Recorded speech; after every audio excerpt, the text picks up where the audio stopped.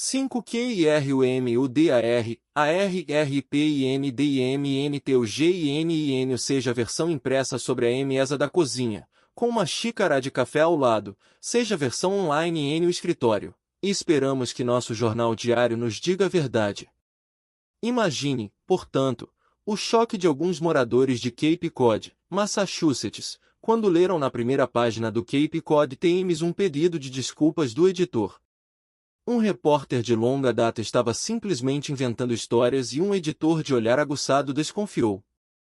Bancos de dados foram pesquisados, fontes foram contatadas. Conclusão: as pessoas das histórias não existiam e os eventos descritos nunca aconteceram. Assim, o editor admitiu o erro. Como permitimos que isso acontecesse? É uma pergunta que não podem os responder de maneira satisfatória. Devemos aprender com essa lição dolorosa e tomar medidas para impedir que isso volte a acontecer. Ele então passou a esboçar exatamente quais seriam essas medidas. 1. Em contrapartida, muitos casais se identificam com a esposa que lamentou: sempre discutimos pelos mesmos motivos. Acho que isso acontece com a maioria dos casais. O que mais me chateia não é o erro em si, mas a repetição desse erro.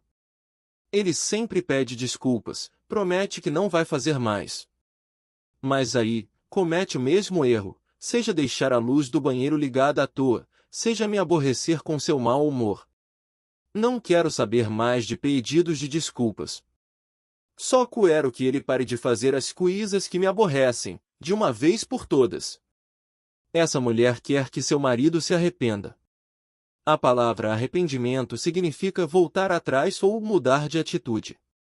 Pode ser exemplificada pela pessoa que está caminhando na direção oeste, de repente, por uma razão qualquer, dá uma volta de 180 graus e começa a andar no sentido leste.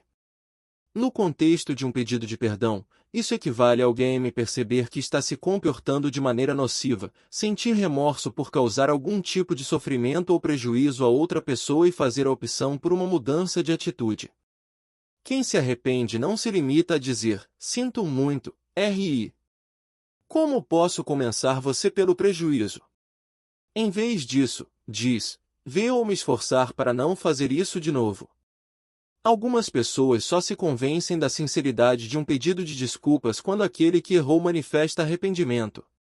Só assim são capazes de perdoar. Sem arrependimento genuíno, as outras linguagens do amor podem não surtir efeito.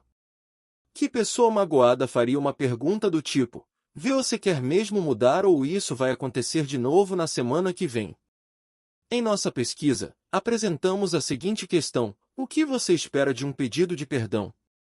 Ouvimos respostas recorrentes, como as que apresentamos a seguir, uma demonstração de que a pessoa está disposta a mudar e a agir de maneira diferente da próxima vez. Espero que ela descubra como fazer para não permitir que o erro volte a acontecer. Quero que ela mostre que está se esforçando para melhorar, que apresente um bom plano de ação. Espero que ele não faça nenhum escândalo alguns minutos depois, e que não volte a incorrer no mesmo erro. Esses e outros depoimentos parecidos revelam que, para muita gente, o arrependimento está no centro de todo pedido de perdão sincero. Começa no coração como, então, se fala a linguagem do arrependimento? Começa com a demonstração do desejo de mudar. Todo arrependimento sincero tem início no coração. Reconhecemos que fizemos alguma coisa errada e que nossa atitude magoou a pessoa amada. Não desejamos continuar com aquele comportamento, consequentemente, decidimos mudar, com a ajuda de Deus. E em seguida, verbalizamos essa decisão à pessoa a quem magoamos. A opção pela mudança é justamente o indicativo de que não estamos mais tentando justificar nosso erro. Deixamos de minimizar os resultados de nosso comportamento e aceitamos responsabilidade total por nossas atitudes. Quando a intenção de mudar é verbalizada à parte ofendida, ela compreende o que se passa no íntimo daquele que está tentando se desculpar. Ela tem um vislumbre do que há no coração da pessoa arrependida, e essa é, geralmente, a linguagem que a convence da sinceridade do pedido de perdão. Ebit M. 27 anos. Ela considera o marido, Jeff F., uma pessoa que sabe pedir desculpas quando necessário. Perguntei a ela o que a faz pensar que ele está sendo sincero quando pede perdão. Bem, ele é muito honesto, ela respondeu. O que mais gosto é de ouvi-lo dizer que fará o possível para não repetir o erro. Para mim, isso é muito importante. Não quero apenas palavras, quero ver mudanças de verdade. Quando ele sinaliza a intenção de mudar, estou sempre pronta para perdoá-lo. Jim, de 40 anos, explicou o que eu espera de um pedido de desculpas. Espero que a pessoa se aproxime e converse comigo frente a frente, e não por telefone. Quero que me diga que errou e que se esforçará para mudar, evitando que aquilo se repita.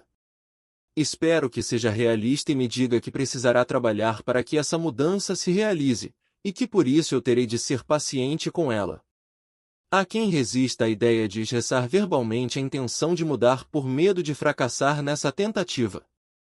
Isso não tornaria as coisas muito piores, alguém me perguntou certa vez. De fato, mudanças de comportamento levam tempo, e é possível que, no meio do processo, haja alguma recaída. Falaremos sobre isso mais adiante. Mas essas falhas não podem servir de empecilho para que alcancemos o objetivo final, que é o de promover mudanças positivas e genuínas. A questão mais importante é a seguinte: o que acontece quando a pessoa não consegue verbalizar sua intenção de mudar?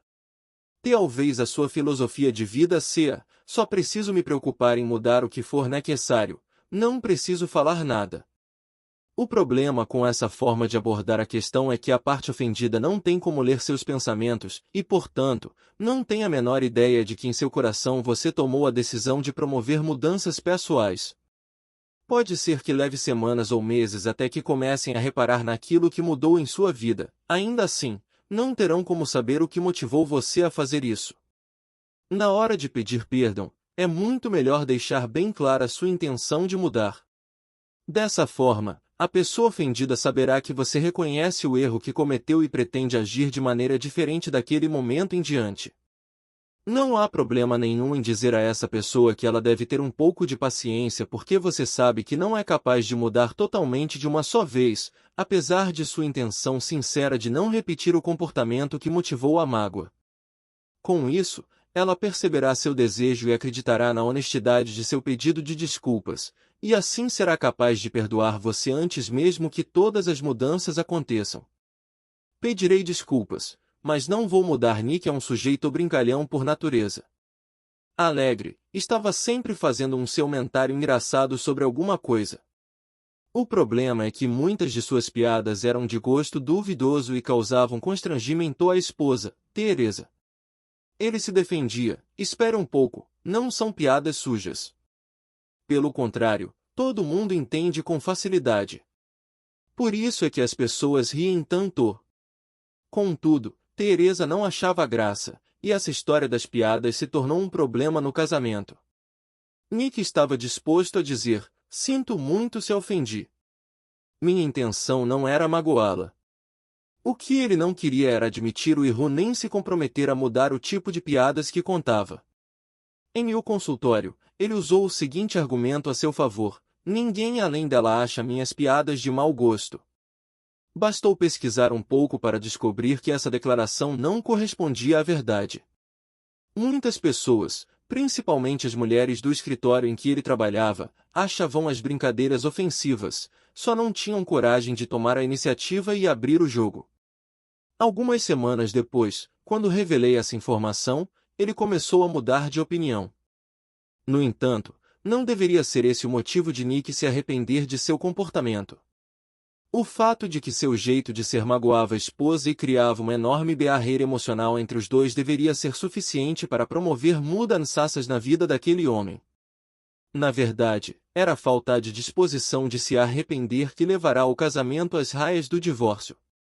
Quando Nick percebeu que suas duas únicas alternativas eram mudar ou ver o casamento ruir de vez, passou a demonstrar disposição de rever seu comportamento. O conceito segundo o qual só precisamos promover mudanças pessoais quando estamos fazendo alguma coisa moralmente errada é um equívoco. Num casamento saudável, não é raro cometermos erros que nada têm a ver com questões morais, mas estão diretamente relacionados com o compromisso de manter a harmonia conjugal. Por exemplo, eu não gosto de passar aspirador no chão, mas faço isso com frequência. Eu me arrependi de minha insensibilidade diante das necessidades de Caroline quando descobri que a linguagem do amor primordial na vida de minha esposa eram os atos de serviço. Pesar o aspirador é uma espécie de dialeto especial que ela adora ouvir. A questão do aspirador não tem nada a ver com valores morais. No entanto, trata-se de uma questão conjugal, e pode fazer grande diferença na hora de transmitir uma mensagem de amor ao cônjuge. Prefiro muito mais viver com uma mulher cujas reservas de amor estejam sempre bem abastecidas. Por causa disso, meu arrependimento era um preço muito pequeno, se comparado com o privilégio de viver ao lado de uma esposa feliz. Além das palavras, mudança real. O segundo passo na estrada do arrependimento é desenvolver o plano de mudanças. Muitos pedidos de desculpas não são suficientes para restaurar o relacionamento porque falta um plano para promover mudanças positivas. Jean e Theon celebraram há pouco tempo as bodas de prata, mas eu a reconhece que o casamento não foi lá essas coisas ao longo de um quarto de século de união. Ele tem problemas com a bebida. Está sempre se desculpando pelo jeito como me trata quando está bêbado, mas ambos sabemos que não passa de ser uma conversa fiada. Na hora em que pede perdão, até fala com sinceridade, mas suas palavras não representam um compromisso sério, pois ele não coloca em ação um projeto pessoal de mudança. Inscrever-se num centro de tratamento contra o vício de bebida é um plano de ação que poderia mudar radicalmente o estilo de vida daquele homem e o próprio casamento. No entanto, até aquele momento, Theon não havia demonstrado interesse em formular um projeto de mudança, por isso continuava seguindo por aquele caminho antigo e previsível. Ele é um homem muito bom, não quero perdê-lo. Conversei com Rick e Rita em Nova Orleans, depois de ministrar uma palestra sobre as 5 linguagens do amor. Ele falou primeiro, estamos passando por problemas em nosso casamento. Rick explicou que, depois de ler as 5 linguagens do amor, um ano antes, percebera que as linguagens com as quais mais se identificava eram toque físico e tempo de qualidade. Contou isso a Rita e pensou que, se ela aprendesse a usar essas linguagens, isso poderia ajudá-los no casamento. Ele continuou a relatar seu caso, tendo a esposa ao lado. Na época, eu não me sentia amado. Rita ficava o tempo todo com a mãe e com as amigas. Parecia que era mais casada com elas do que comigo. Foi então que ela me disse que sentia muito, que não desejava me magoar, que me amava e faria um esforço para usar as linguagens do amor mais apropriadas a mim. Só que não o passou de promessas. Nada mudou até agora. Foi como se nem mês o tivéssemos conversado. Já se passou um ano, e ainda não me sinto amado. Sinto como se ela não se importasse comigo ou com nosso casamento. Olhei para Rita, que estava bem perto de mim. Eu amo meu marido, de verdade, ela disse. O problema é que não fui criada numa família que apreciasse muito o contato físico, por isso é tão difícil para mim. Gosto de estar com ele, mas acontece que trabalho em tempo integral. Minha mãe é uma pessoa muito espaçosa e também gosto de bater papo com as amigas pelo menos uma noite por semana. Quando percebo, não sobrou tempo para mais nada. Diga-me com sinceridade, você gostaria de ver seu casamento melhorar? Perguntei a ela. Sim, gostaria. Ele é um homem muito bom, não quero perdê-lo. Nos 5 minutos seguintes, elaborei um plano de ação para ela, segundo o qual Rita aprenderia a usar a linguagem do amor do contato físico. E em seguida, falei de algumas ideias relacionadas à dedicação de tempo de qualidade. Desafiei a Rita a sentar para conversar com Henrique por 15 minutos nas noites de segunda, quarta e sexta, quando falariam sobre o dia que tiveram. Disse a ela que eu pensasse em outras maneiras de usar a linguagem do tempo de qualidade e pedi que voltasse a ler aquele capítulo do livro. Foi uma conversa rápida, da qual teria me esquecido, não fosse a carta que recebi 6 meses depois. Nela, Rick dizia, Doutor, Chapin, não há palavras para agradecer pelo período que o senhor passou conversando comigo e com Rita naquele seminário de Nova Orleans. Fez a maior diferença do mundo. Rita levou seu plano a sério e tornou-se extremamente fluente no uso de minhas linguagens do amor. Sou um homem feliz, e só queria que o senhor soubesse da diferença que fez em meu casamento. Rita promoveu as mudanças porque elaborou um plano de ação. Ela já tinha o desejo de suprir as demandas de Rick bem antes, mas não o transformava em realidade até o momento em que resolveu adotar um projeto de mudança pessoal. Esse tipo de planejamento não precisa ser complexo, mas deve ser bem específico. Teve receio de ser forçada a proteger meu filho do próprio pai. Às vezes, a parte ofendida pôde ajudar a pessoa que cometeu o erro a elaborar um plano de ação. Quando fazíamos as pesquisas para este livro, Jennifer, di uma palestra a um pequeno grupo de mulheres sobre as linguagens do perdão. Algumas semanas depois, recebi uma ligação de Carla, uma das senhoras que participaram. Ela me contou esta história. Meu marido, Serred, é um pai maravilhoso, mas de vez em quando temos algumas dificuldades. Certa noite, por estar com raiva e contrariado, ele repreendeu de maneira muito severa nosso filho de 4 anos. O menino estava levando Serred ao limite. Meu marido não o machucou, mas foi muito rude, com isso, assustou o garoto. Fiquei tão perturbada que avisei, se ele voltasse a falar da mesma maneira com algum de nossos filhos, eu sairia de casa. Carla e o marido haviam concordado que jamais ameaçariam um ao outro sem a separação, mas ficou furiosa e triste por causa do comportamento de Chad com o filho. Ela comentou, tive receio de ser forçada a proteger meu filho do próprio pai. Disse a Chad que precisava ouvir um pedido de desculpas. Ele disse, sinto muito, mas... Aí começou a falar sobre como o nosso filho estava se comportando, e que esse teria sido o motivo de sua raiva. Mas eu queria que ele reconhecesse que estava totalmente errado por disciplinar o menino num momento de raiva. Queria que ele visse como assustou tanto a criança quanto a mim. Carla desejava que Chad tivesse um plano de ação que evitasse a repetição daquele episódio. Os dois trabalharam juntos num plano de ação, e na manhã seguinte Chad pediu desculpas. Foi tão sincero que me fez chorar. Ele também pediu perdão ao nosso filho. O menino disse a ele, papai, fiquei com muito medo de você. Aquilo partiu o coração de Chad. Ele perguntou, você pode perdoar o papai? E meu filho respondeu, sim. Então meu marido disse, nunca mais faço isso com você. Carla me contou que parte do plano que o casal elaborara consistia no seguinte, se o marido percebesse que estava ficando nervoso com as crianças, ele a procuraria para dizer, eles estão passando da conta. Dá para você cuidar disso?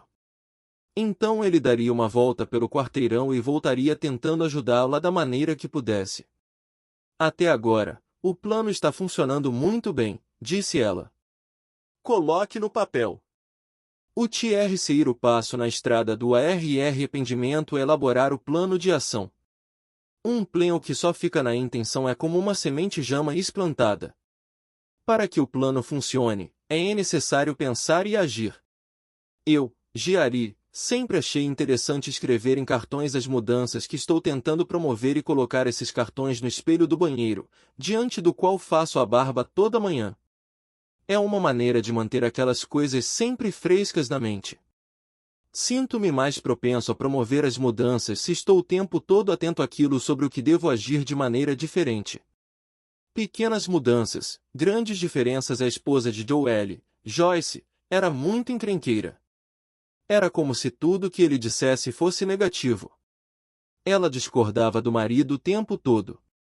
Em nossas sessões de aconselhamento, ficou evidente para mim que, para Joyce, o mundo irá na base do preto ou branco. Ela tinha a tendência de classificar as coisas apenas como boas ou ruins, certas ou erradas. Por causa disso, quando discordava de alguma ideia de Joel, ele estava sempre errado. Não levou muito tempo para Joyce compreender a diferença entre as coisas moralmente erradas e as que apenas refletiam outra opinião que não combinava com a dela. Em muitas coisas da vida se enquadram nessa segunda categoria. O jeito de limpar a casa ou as preferências no restaurante não constituem problemas de ordem moral. É importante aprender a discordar sem condenar. Outro fator é que as pessoas possuem entendimentos diferentes sobre as coisas que as cerram. Quando Joyce percebeu que seu discurso continha sempre um juízo em relação às coisas que Joel dizia, que ele se sentia profundamente magoado e que aquilo estava comprometendo o casamento, abriu o coração e começou a pensar em formas de mudar seu jeito de ser e se comunicar. Um dos planos de ação que ela desenvolveu era simples: se discordasse de alguma opinião de Joel, Joyce começaria a discussão aceitando a ideia dele para, em seguida, compartilhar sua opinião. Chegamos a elaborar uma lista com 3 declarações afirmativas que ela deveria tentar colocar em prática. 1. Até que essa é uma maneira interessante de ver a questão. 2. Pode ser que eu goste disso. 3. Uma das coisas que mais gosto nessa ideia é, na semana seguinte, Joyce admitiu que encontrou muita dificuldade para colocar o plano em prática. Eu que estou nessa trilha há tanto tempo que ficou difícil promover mudanças imediatas no meu jeito de pensar e falar. Mas lá pelo meio da semana, já estava começando a transição. Na mesma hora percebi que a reação de Joel foi diferente. Acho que fiquei mais animada para continuar trabalhando essa questão depois de ver o sorriso no rosto de meu marido e constatar que ele estava feliz com meu esforço para mudar. Ela escrevera aquelas 3 declarações afirmativas num cartão, e as lia várias vezes durante o dia. O cartão ajudou muito, ela diz, e eu não tinha ideia de como uma mudança tão pequena faria tamanha diferença no nosso relacionamento conjugal. O preço de reconstruir às vezes, colocar em prática o plano de ação relacionado a mudanças pode exigir alto custo pessoal. Caroline procurou a mim, Jennifer, pedindo aconselhamento, pois precisava de ajuda para lidar com a depressão e o medo da traição. Estava casada com um atleta profissional muito atraente chamado Chris desde que ambos tinham 25 anos. Logo depois do nascimento do primeiro filho, o marido começou a ter um caso. Quando Caroline o confrontou para falar sobre a amante, ele admitiu o erro e disse que gostaria de consertar o estrago que havia causado ao casamento. Durante a sessão de aconselhamento, Caroline e eu discutimos de que maneira ela poderia trabalhar para restaurar a união com Chris.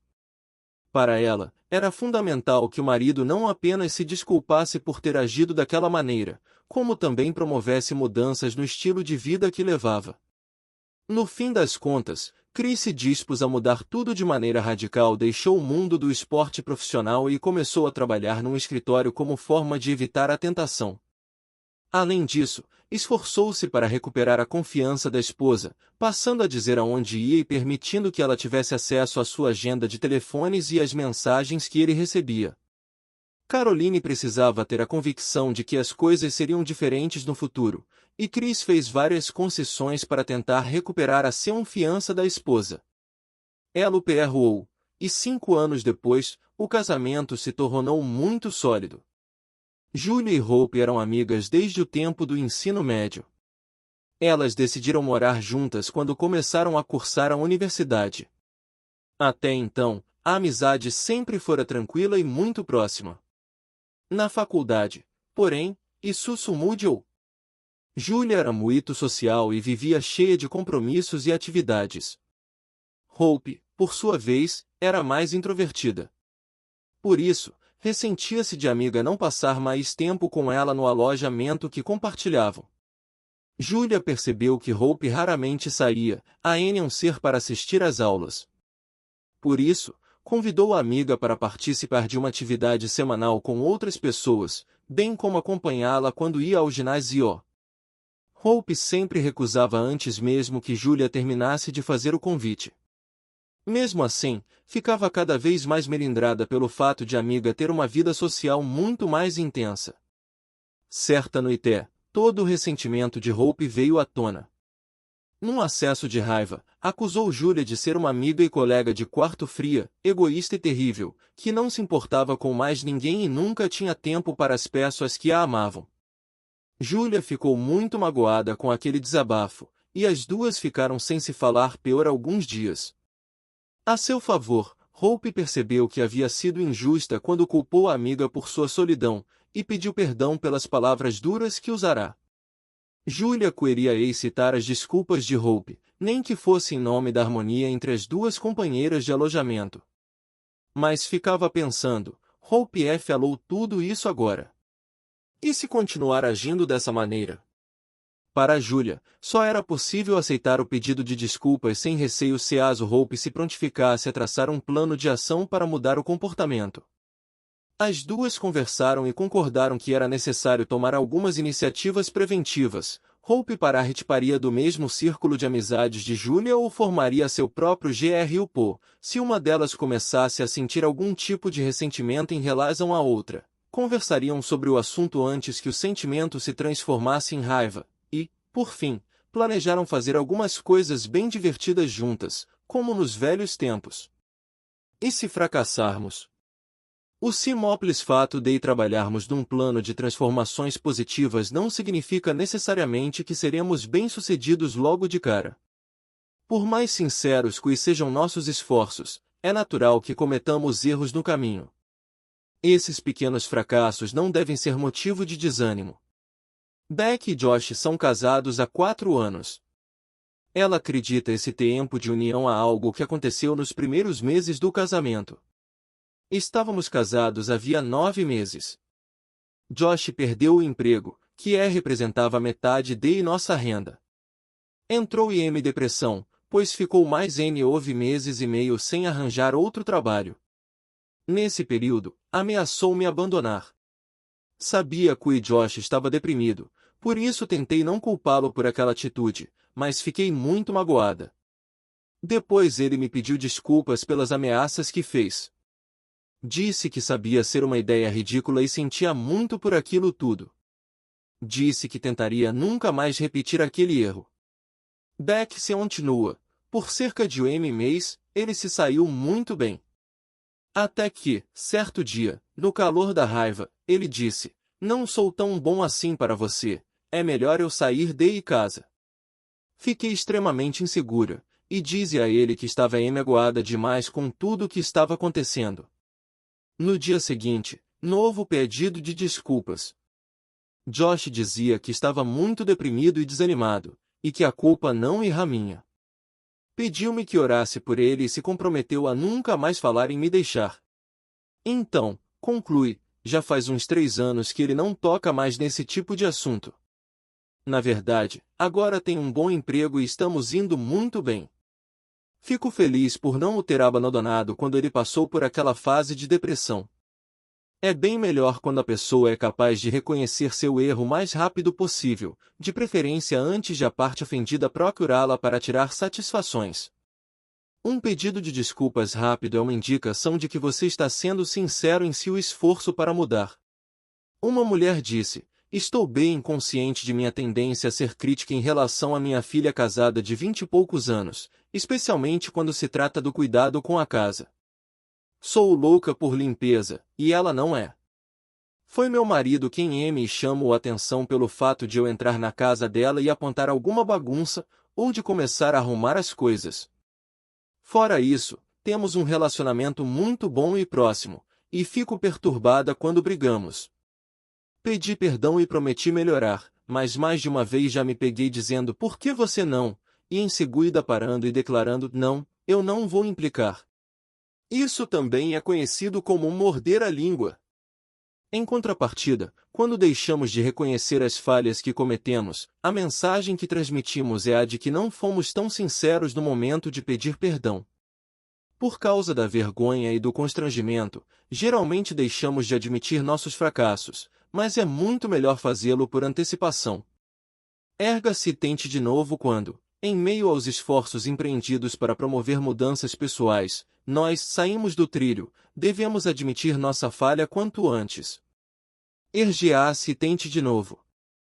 Esta é uma das razões pelas quais os alcoólicos anônimos são tão eficientes na ajuda que oferecem às pessoas para que superem a dependência da bebida. Um dos 12 passos dos AA é: admitimos perante Deus, perante nós mesmos e perante outro ser humano a natureza exata de nossas falhas. 2. Reconhecer o erro e confessá-lo diante de Deus e de pessoas confiáveis requer humildade e sinceridade, mas também abre espaço para um novo começo. Tempos atrás, eu estava brincando com minha netinha. Ela tentava construir uma estrutura com bloquinhos de Lego. A certa altura, tudo caía. Minha netinha ficava aborrecida ao ver que o processo não estava funcionando. Por isso eu disse a ela: deixe-me dizer uma coisa que minha mãe ensinou. Se você não conseguir da primeira vez, continue tentando sem cansar. Entende o que isso quer dizer? Ela abalanou a cabeça afirmativamente e continuou a trabalhar em seu projeto. Mais tarde, ainda naquele dia, eu tentei abrir um pote de vidro, mas estava bastante difícil. Minha neta olhou para mim e disse: se você não conseguir da primeira vez, continue tentando sem cansar. Ri muito junto com ela. Tentei mais uma vez, agora com sucesso. Era muito importante a lição que havíamos aprendido. Thomas Edison fracassou muitas vezes antes de inventar a lâmpada incandescente. Babe Ruth, um dos maiores jogadores de beisebol dos Estados Unidos, errou muito mais bolas do que rebateu. Há um número de histórias de escritores e atores famosos que labutaram na obscuridade por anos, rejeitados por editoras e negligenciados para papéis em filmes, antes de encontrarem a fama. O problema é que as pessoas costumam desistir quando estão bem perto do sucesso. Os velhos padrões de comportamento demoram muito para desaparecer, mas só conseguimos ser bem-sucedidos se trabalhamos continuamente nas mudanças pessoais. Pedir à pessoa ofendida ou prejudicada que ajude você a elaborar esse plano de ação é, possivelmente, a melhor e mais eficaz maneira de demonstrar arrependimento. Você pode se valer de declarações como estas a seguir: declarações de arrependimento sincero. Sei que meu comportamento tem causado muito sofrimento a você. Não quero voltar a agir dessa maneira. Meu coração está aberto para todo tipo de sugestão que você puder oferecer para que eu seja capaz de mudar meu comportamento. Como posso dizer as coisas que digo de uma forma diferente para que não lhe pareçam críticas? Sei que meu jeito de agir não ajuda nada. Que tipo de mudanças você gostaria de ver em mim e que tornariam as coisas melhores para nosso relacionamento? Eu quero mudar de verdade. Sei que não vou chegar à perfeição, mas quero muito tentar mudar esse meu comportamento. Você estaria disposto a me ajudar, chamando minha atenção quando eu tiver uma recaída? É só dizer: errou. Acho que isso me ajudará a parar e tomar outro rumo. Eu a entristeci, pois voltei a cometer o mesmo erro. O que preciso fazer para recuperar sua confiança? Esse comportamento é algo que está em mim há muito tempo. Vou tentar mudar, mas sei que será difícil. É possível que eu fracasse de vez em quando, e isso pode lhe causar algum sofrimento. Eu ficaria muito grata se você me ajudasse a pensar em uma maneira de garantir que as mudanças sejam permanentes e me incentivasse ao me ver fazendo coisas que ajudem nesse processo. Posso contar com você para ser meu companheiro nessa jornada? Fale sobre o assunto. Cite algumas diferenças que você já notou entre homens e mulheres quando pedem perdão. Em sua opinião, de onde vêm essas diferenças? Este capítulo define o arrependimento como voltar atrás ou mudar de atitude. Que outras definições de arrependimento você conhece? O que acha da ideia de arrependimento que inclui o conceito de tentarei não fazer isso de novo? Fale sobre uma ocasião em que você quis que seu cônjuge, ou outra pessoa próxima, não apenas pedisse perdão, mas também mudasse seu comportamento. O que aconteceu?